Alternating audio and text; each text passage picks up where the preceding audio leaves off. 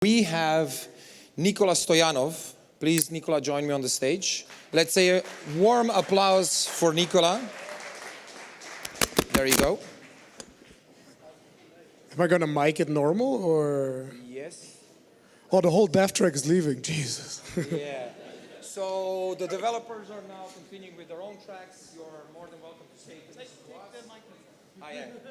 to us. So now we start with the development track in parallel with this, but you can interchange. If there's something interesting that you want to hear here and there, you're more than welcome. I know this track is going to be way cooler than theirs. So just joking.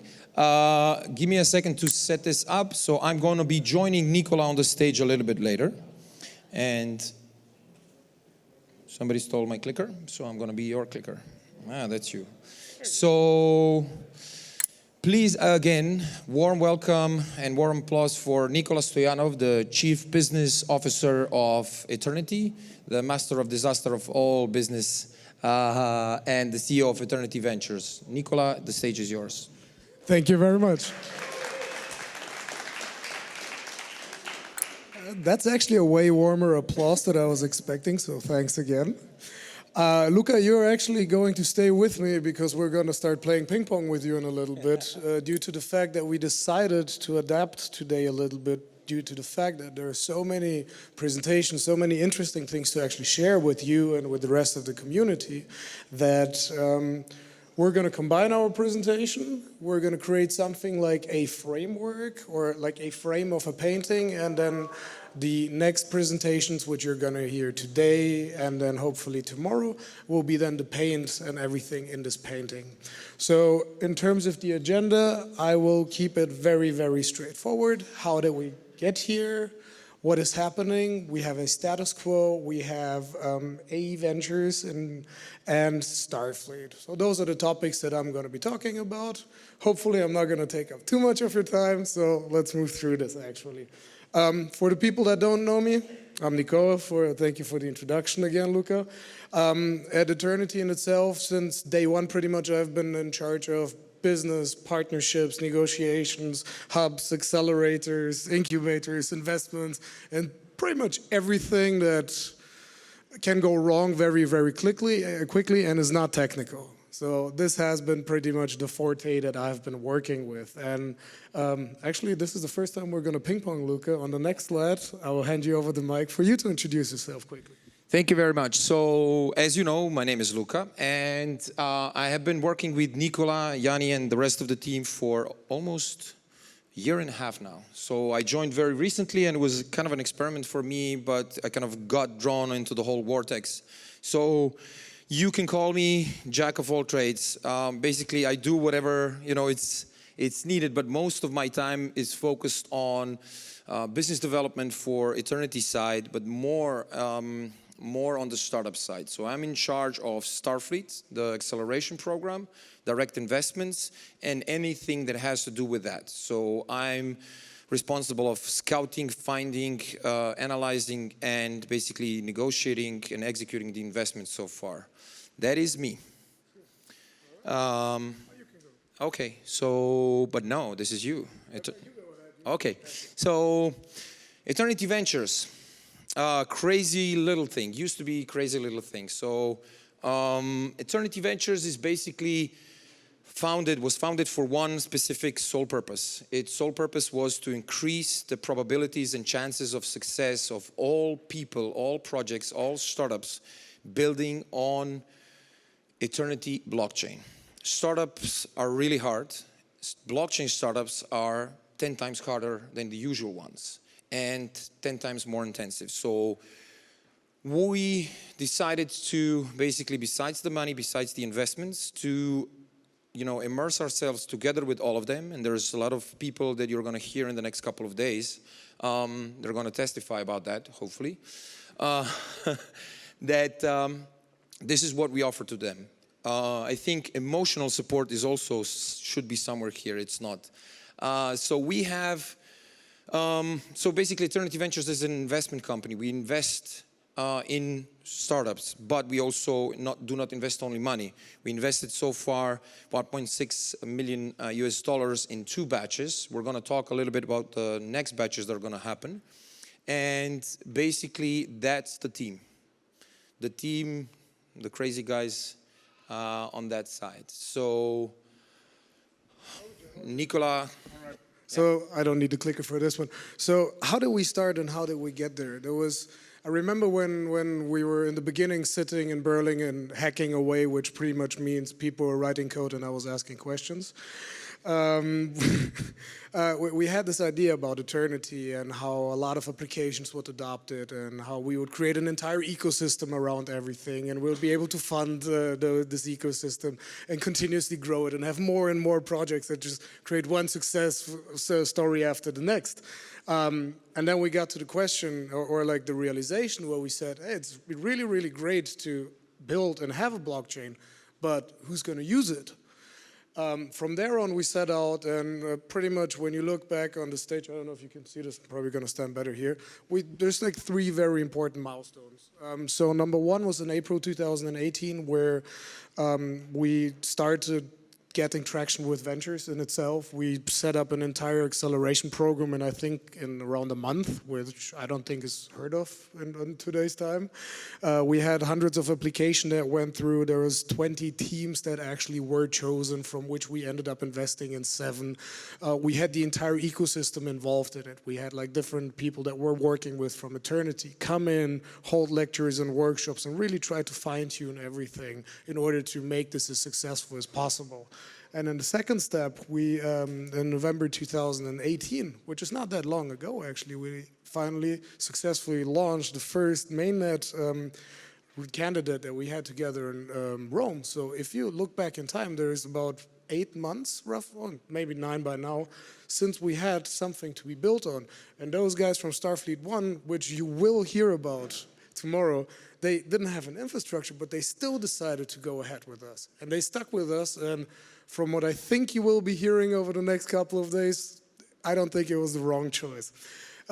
This year, in March 2019, we learned from our mistakes. Like, we appled the crap out of it. We made it stronger, better, faster, sexier, whatever you can think of. And we again ended up with tons of teams and a lot of investments. But the great thing that we saw in the second batch was that teams in itself were way more advanced because they had way more tools and actually an infrastructure to be working with. And those guys scaled a whole lot faster than the first batch. And obviously today, which marks the first Eternity conference, which when I look back where we started off 3 years ago with Vlad, Marion, Yanni, and myself, and now being here is just an incredible experience. Do I have to clicker or you do? I do. Perfect. So, Luka, please.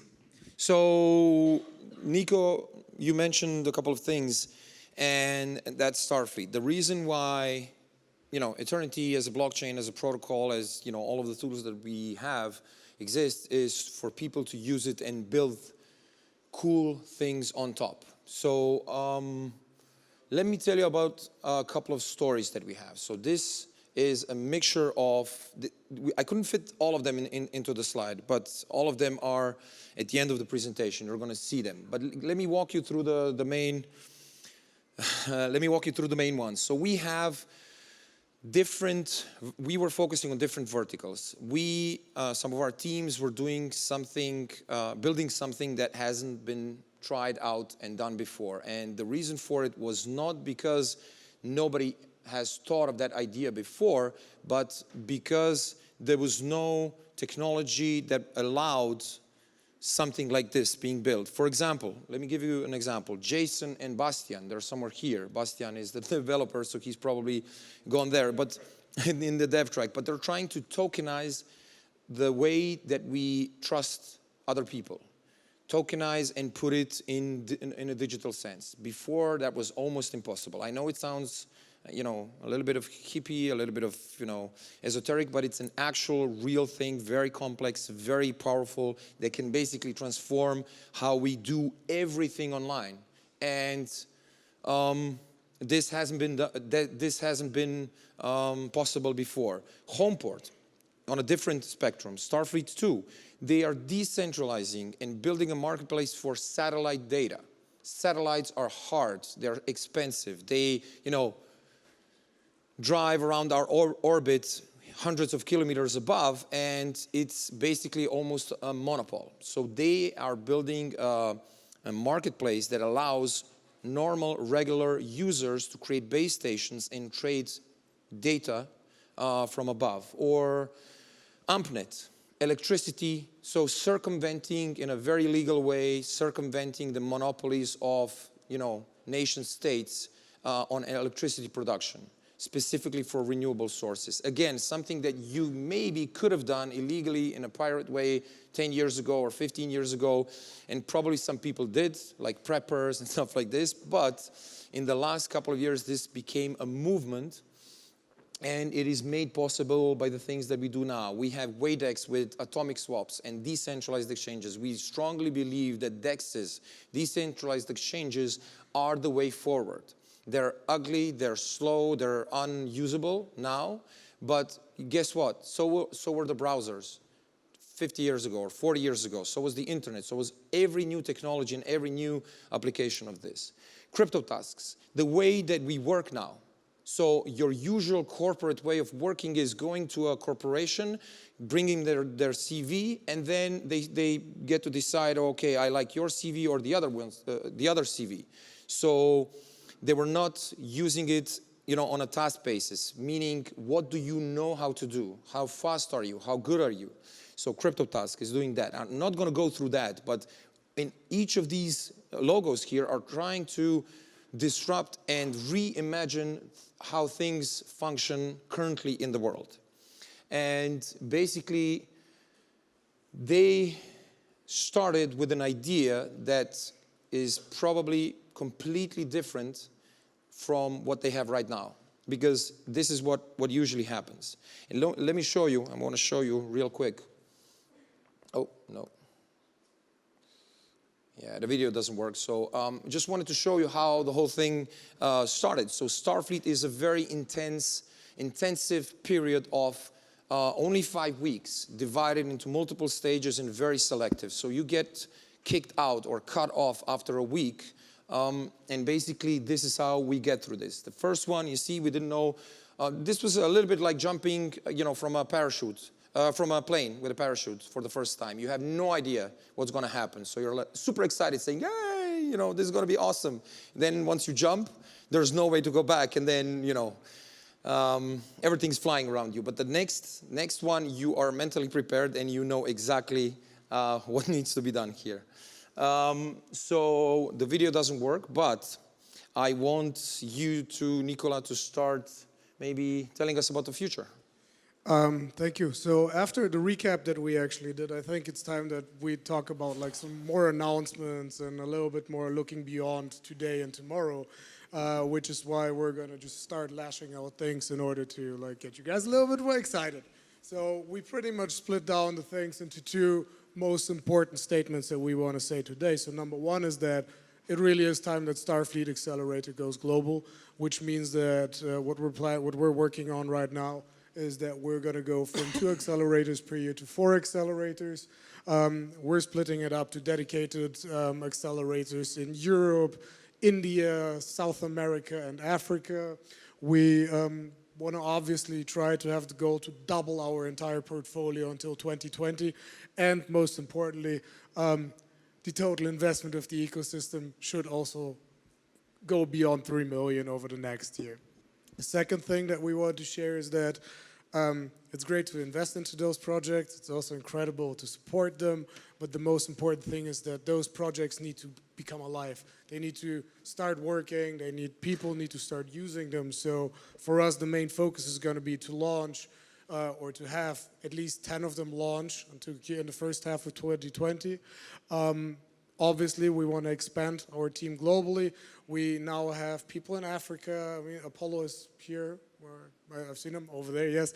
We have colleagues in Turkey. We have people in Malta. We have Bulgaria, Croatia, Germany, wherever you can think of. And we would really like to grow this. And at the end, we also want to be able to support more projects. When we look at those different sectors and hubs that we have now, I think it is time to actually share some more exciting stuff even. We're going to start off with Malta in itself. So I would like to use this to obviously announce that the next Starfleet will be held in Malta in November 2019. So we will still create one before the end of the year, which is amazing. The application window is open now, so please, if you have any friends, go ahead and get them involved. The program in itself will be organized with different entities, which will be announced at a later stage a little bit. But I mean, Microsoft, Meta, and so on are partners that we're going to work with. Teams, as usual, will be able to join remotely and on-site as we wanted it. And I would like to actually ask one of our new colleagues, Jarek, to come here for 1 second. Yep. And maybe share like 1 or 2 minutes how things are on the ground. Warm applause for Jarek. Warm applause, please. Cheers, thank you. Thank you, guys. Thank you for the opportunity to introduce myself. Very quickly, I only have a few minutes, so let me just give you a very, very high perspective of Malta. Why Malta? Why? How the heck it happened that Malta found itself, you know, on the intersection of the regulation, legal regulation, and blockchain. So obviously too much sun, I guess. But seriously speaking, Malta is not a country like any other else. I mean, it's a microscopic country which, to survive, it has to compete. And so far, we've been talking about low tax environment, maybe iGaming, but this times will be over probably fairly soon, especially with the harmonization of the taxation in EU in the coming years. So the guys, they had to innovate. And even if I'm very far from giving credit to politicians, even Maltese politicians understand it at some point. Malta is actually one of those few places where things are being done because they have to. Because if you have a knife on your throat, you have to act, even if it means making mistakes. And I think it's just an opportunity for us using Starfleet perhaps as the entry point and making ourselves recognized and known over there. It's an opportunity to be a part of something bigger. And the something bigger basically means to participate in the quite widely spread debate right now, which involves all the companies which are there, big technological giants, and the political arm and the regulatory arm, to figure out, you know, how the mainstream adoption of blockchain should look like, using Malta as the test bed. And I think we should do that. We should be there, we should participate in these discussions, we should make our points. That's what I wanted to say. Thank you, guys. Thank you very much, Jarek. All right, so if you guys know me at all, you can be sure that this is not all. That's not all. So let's move to the next one. The next announcement that we want to make is... So Malta was a small country, but we have something else, so we also are going to do the same thing in India. so in 2020, we are going to launch, as Starfleet Malta finishes, we are going to India, where we're going to launch in Bangalore together with our partners, Starfleet India. And this is basically a continent for itself. It's over 1 billion people strong. And it's also a kickoff for Eternity Hub in India. This is how we decided to grow the ecosystem by implementing hubs across the world. And what better hub to build on the continent than India? Absolutely. So the application window is going to start in November. The team is already there. We have been working with them in parallel with Jarek and his team and the rest of the AE Ventures team in India. That's why this period has been so stressful. I lost all of my hair, gained some kilos. And we're launching with a roadshow in 6 biggest cities in the Bangalore region. And October and November is going to be the culmination of this. So we're going to sit in a van, a car, a train, and drive around the country, which is almost half the continent. So stay tuned for dates, stay tuned for locations. If you have friends in India, I know Shubi is somewhere around here. He's probably in the development track. So we're going to kick off there. It's going to be exhausting, but it's going to be worth it. And fun. Yeah. So we continue with the announcements. Africa. We're obviously going to do our next batch or the next one of Starfleet in Africa. We're lucky to have an entire team based in Africa where we don't only run Starfleet in itself, but we also have an actual hub which is run by Apollo Omar, who will actually have the presentation tomorrow. So again, we're only painting the frame. He's going to fill in the actual information. But we're very proud that two of our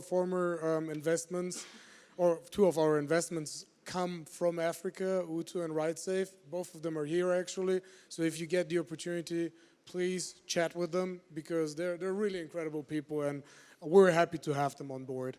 We're preparing Starfleet in 2020. This is going quite well and we can only say that our operation in and around Africa is growing and it was the right choice to do this and we want to continue supporting this. Okay. Next, make sure that you don't miss the Apollo's presentation tomorrow. Next is another announcement. That's not all. You get a set of knives. So, Europe, India, Asia. So what's next? I think there's one thing missing actually, and that's Latin America. So in the beginning of this year, we got our colleague Pablo Corello actually on board, who went ahead and started focusing on Latin America. We have the guys from RT University sitting not here right now, but they were here a second ago. Preparing for their presentation. They're going to, yep. Exactly, and after we do our presentation, they will go ahead and again fill the entire information. And the last pretty much Starfleet that we'll have in 2020 will also be in Latin America. So in congratulations Uruguay. for this. Woohoo! So the idea is global Starfleet coverage in 2020. We've put a lot of efforts into this, and it is going to happen. But the best thing is that we still need to talk about right now is pretty much what's next for Ventures. Like we went ahead, we set up, we invested, we structured. Everybody confuses us continuously with Eternity in itself, which why they think we're all Bulgarians, which is strange. That's true.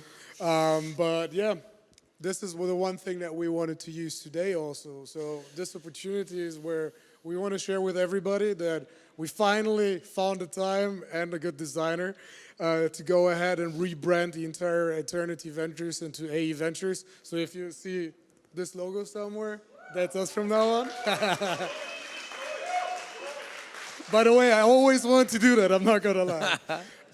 But the coolest thing is like we grew from one person, myself, into 15 people in the last 16 months. So if you think about this, literally one person a month, which we continuously increase this team. And we obviously don't want to stop with this at all, for Christ's sake. Core mission stays the same. We want to find and invest and support blockchain projects, obviously built on Eternity.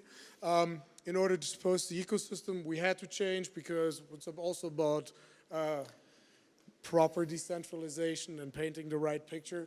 So please go ahead, check it out. Our new website is up. I don't know if the link actually works. It works, it works. Oh, it does? Yes. Nice. So, I don't know, can I click on it? Or? No, don't click on it. Okay, I won't. But guys, it is time, we're here to... Okay, Luka, 1 second. So the last thing is that we said, we're here to stay. We have invested a lot of time and effort into it, and we do want to become the #1 blockchain investment company around the world, and we hope you can help us with that. Thank you. Woohoo! By the way, that would have not been possible without you and also the rest of the AE Ventures team that I here want to say a special shout out again. Thank you. Thank you so much, guys and girls. Awesome. So, we have a short period for questions. If you have any questions until Pablo and his colleagues are preparing. Oh, perfect. Love questions. 1 or 2. If there are no questions, we're fine and we're going to prepare for no questions. Very good.